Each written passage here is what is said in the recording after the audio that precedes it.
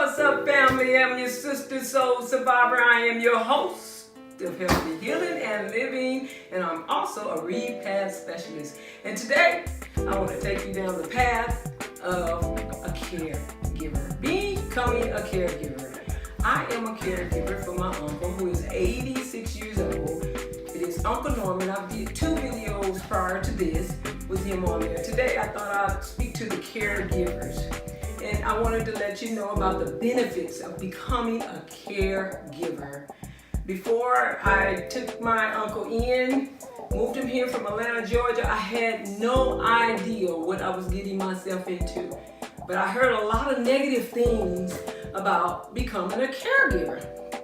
Some was saying, because my uncle was diagnosed with dementia, they were saying, well, if you take him out of his regular routine and his environment, that his health will get worse.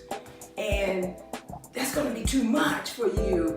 And you're going to have to rearrange your whole life. And, all these things, people was in my ear constantly telling me negative things. But, I didn't hear, I heard very little positive feedback and the benefits of it. So I had no idea that I was going to become his caregiver. It actually just fell in my lap out of nowhere.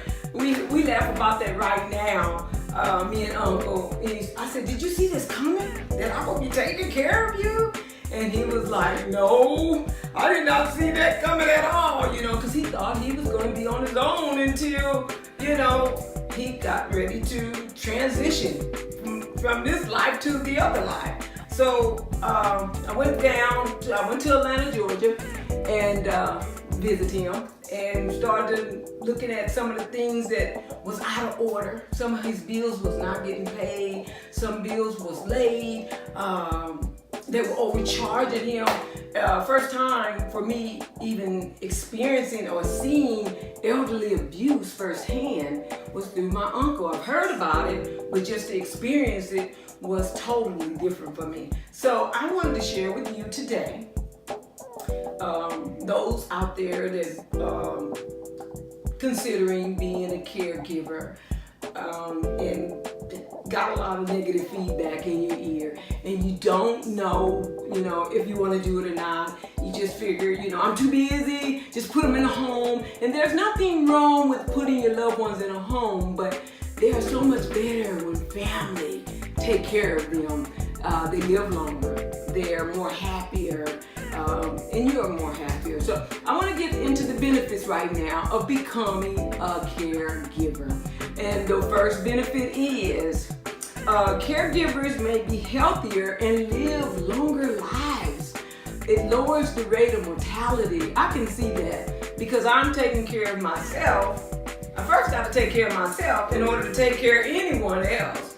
So I can see where I have boosted my health up even more and working on boosting Uncle's health up too, just by walking more, exercising more, and also doing the same for him. So I tell Uncle all the time, we're going to be here a long time, Uncle. He was like, all right, amen, so I can see that. I can see that benefit coming for us. So caregivers feel more purposeful, focused, youthful, and leaving a legacy. That's the second benefit. I can honestly say that I am living my purpose by taking care of my uncle. I didn't see this perfect part of my life unfolding as being my purpose of taking care of my uncle, but taking care of him, it still has given me purpose. I really actually enjoy it because I'm even more focused on my health, his health, and even the legacy that he's living and he's going to leave. And also the legacy that I'm going to leave. So I can definitely see that benefit, and I wouldn't change it for nothing in the world. Nothing. Caregivers give back. That's the third thing. We give back naturally from the heart. It's just in us. Caregivers give and caretakers take.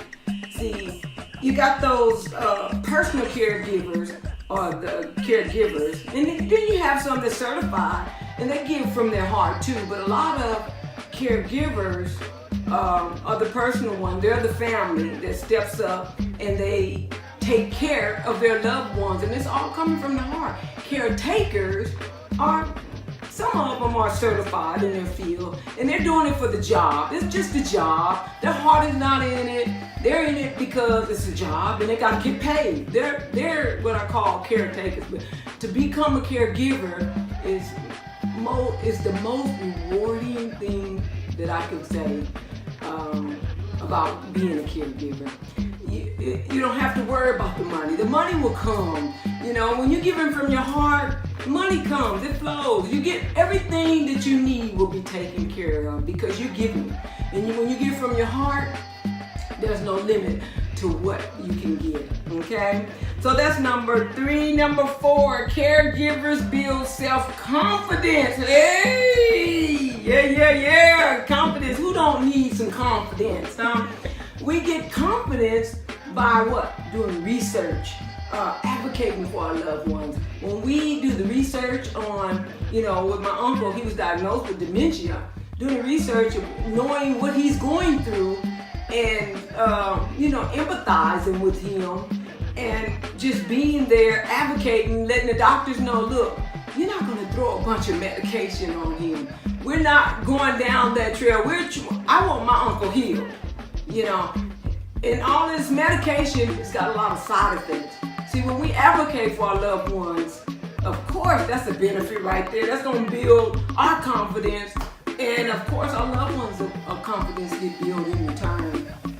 Number 5, caregivers are role models for their families. We set the example. We set the bar. We raised the bar. Yeah. Now, I didn't get in it for that. None of that. But I do get feedback from my family telling me that I am an angel. Because 3 days after I moved my uncle in here, he went to the hospital for congestive heart failure, and they said if I would have left him there, that he would probably not be with us.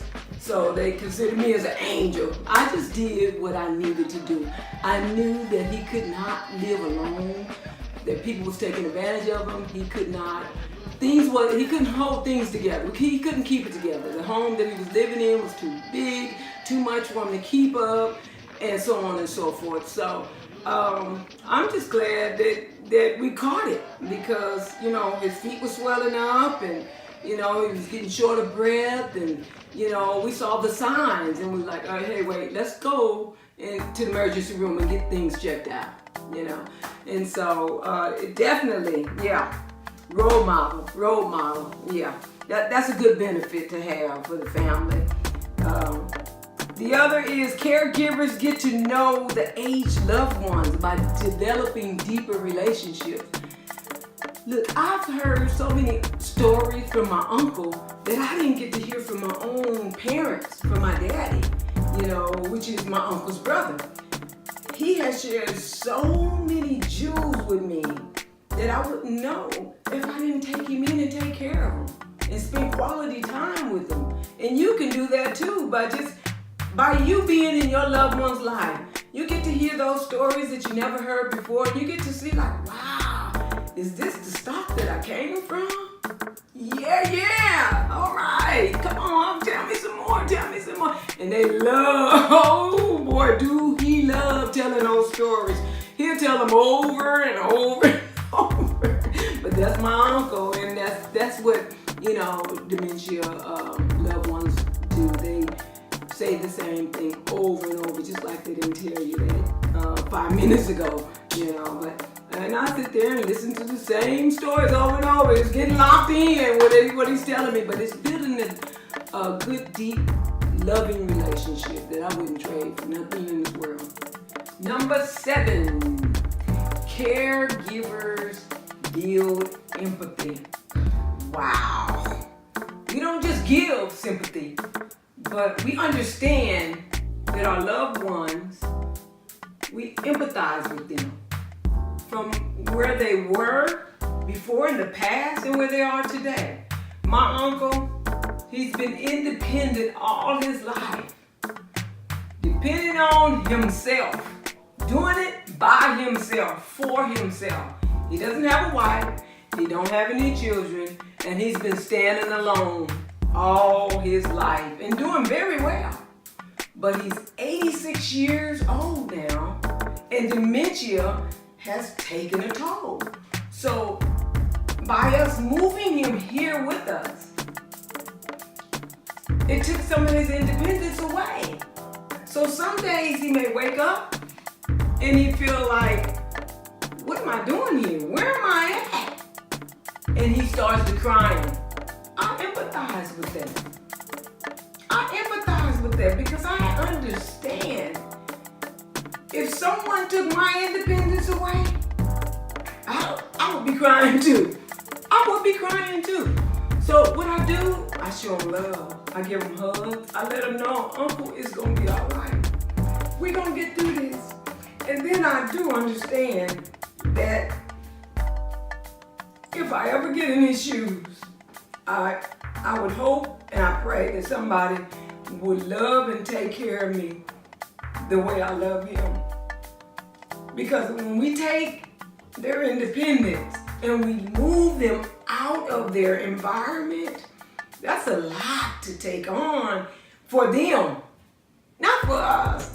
Not so much for us, but for them, it's a mind trip. It's a mind trip that they're going through. And we need to understand that. And to understand it is where the benefits is for ourselves. So that one right there is, that's a doozy for me, but I do understand what he's going through and changing him out of his environment and bringing him into mine, taking him places, to the doctor.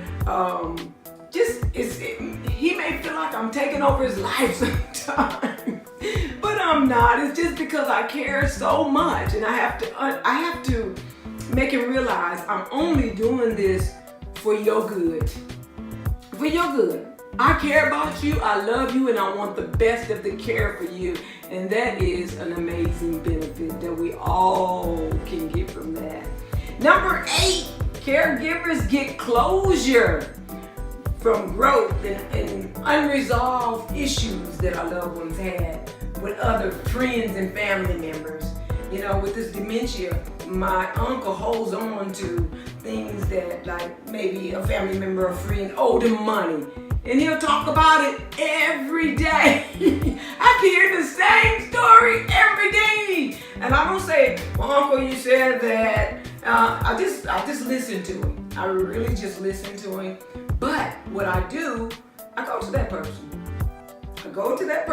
I let them know, look here. Your friend is saying you owed him some money and you hadn't paid him. And he's talking about it every day. And when I bring it to their attention, they're like, what? I don't know what you're talking about. Whatever. So, you know, we got to deal with the issues at hand so they can heal. They can heal and be living in peace without thinking about somebody owed them, didn't pay them, somebody beat them up, or whatever issues that they do not have full closure on that they're dealing with. Okay, that's a big one. That is a real big one, just being a mediator. There's benefits in it, even though it seems like, you know, you're in the middle of a bunch of chaos, but things get resolved, and that's another benefit. That's another benefit for sure. Okay, number 9, last but least, is caregivers make a plan. We learn as we go, we grow as we go. We go into the end, till the very end. We make a plan, we celebrate life, we make memories with our loved ones, and we also sit down and keep it real with them. We talk about death. What is it that they want? I asked my Uncle, you've enjoyed life. We've had a good time. We made some beautiful memories. And he knows he's had a good life. He talk about it every day. He talk about it every day, all day. If anybody will listen to him. But I asked him, what is it that you want when you go on to the next Huh? What is it that you want? What? Do we need to write it down on paper? We put it on paper? Because I want to make sure that you get all your heart's desires met. What is it that you want? Let's write it down on paper on purpose. So I'll make sure that your life will go. We'll live out your legacy. We'll do everything that you have on your list. Okay? So we need to do that. And as a repass specialist, I enjoy celebrating and holding celebratory celebrations for my loved ones. That's what I do as a repass specialist. So Uncle has already told me what he wants when he goes to the next life of living.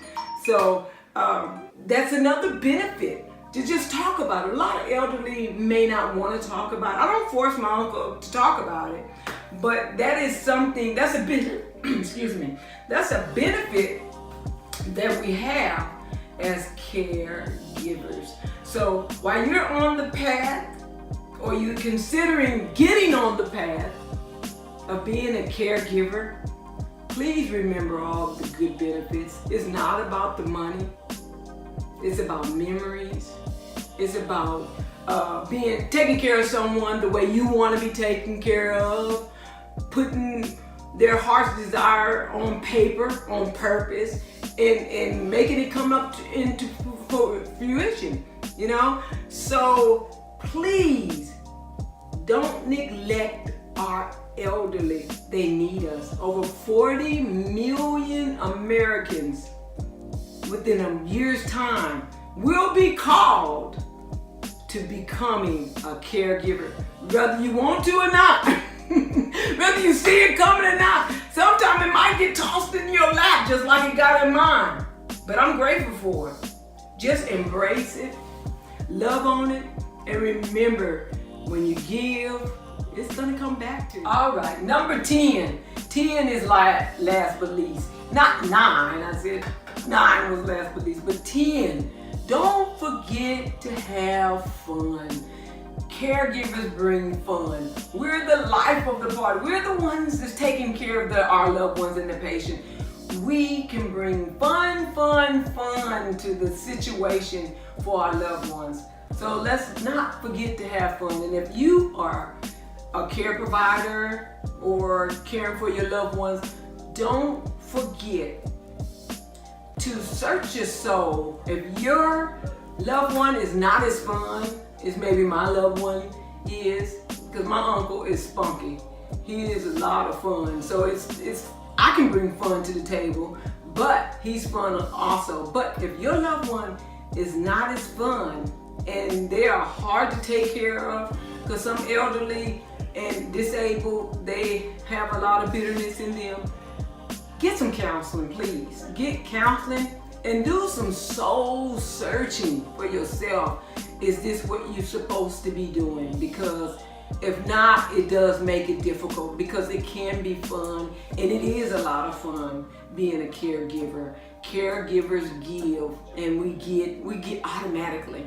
That's the reward for being a caregiver. My uncle, he's easy, like I said, to take care of because he's a joker. And so a lot of times we're waiting on him hand and foot, and sometimes he said, "Baby, I'm 86, not 8 and 6. In other words, I can do this. I don't need you." I mean, I have to step back and like, "Okay, uncle, I know, but I'm just trying to help. I'm just trying to assist you, you know." So that brings a little fun to it. And also, one time we were traveling and we went through the scanner at the airport. And you know how you gotta take your shoes off, take your shirt off, take your clothes off. You know how you gotta strip down. But anyway, when we took everything off, the shoes and everything, so we put everything in the cart, and the little cart that goes through, and I put his phone inside his shoe and we slid it through. So later on, we went to go eat, and he went to the bathroom and so on and so forth. And so he's looking for his phone. He didn't know where his phone was. And so I'm like, he said, "I gave it to you."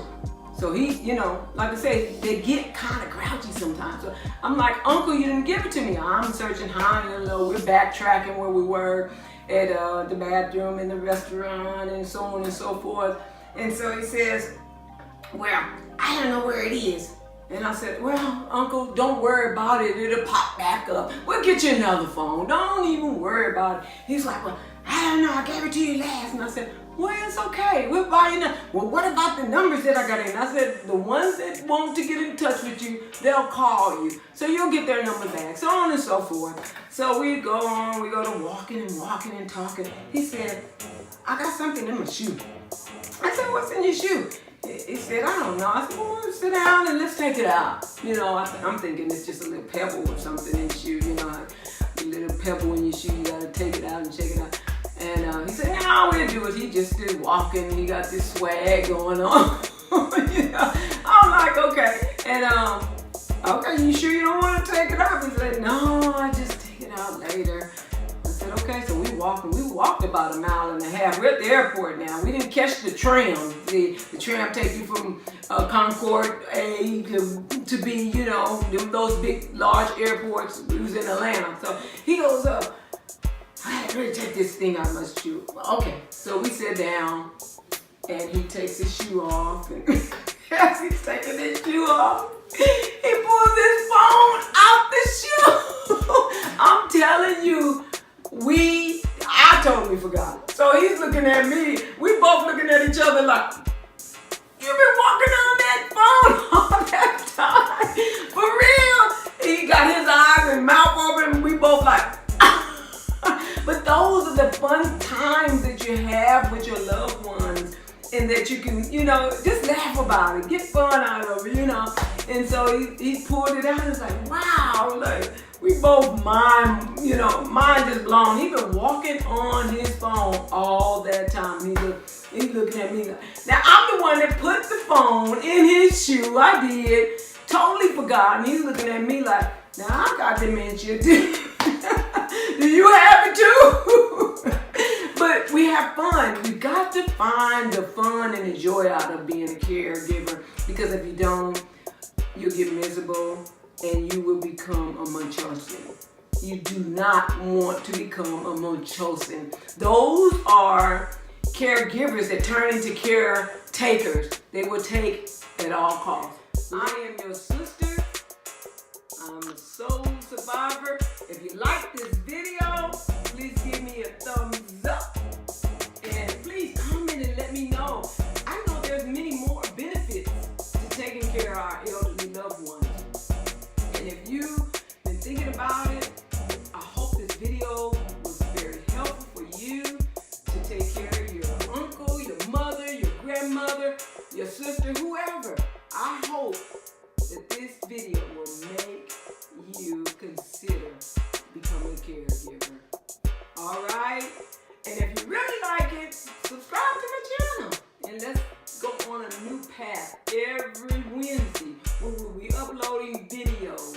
So, and if you do subscribe, don't forget to tap that bell, baby. I'll see you on the next video.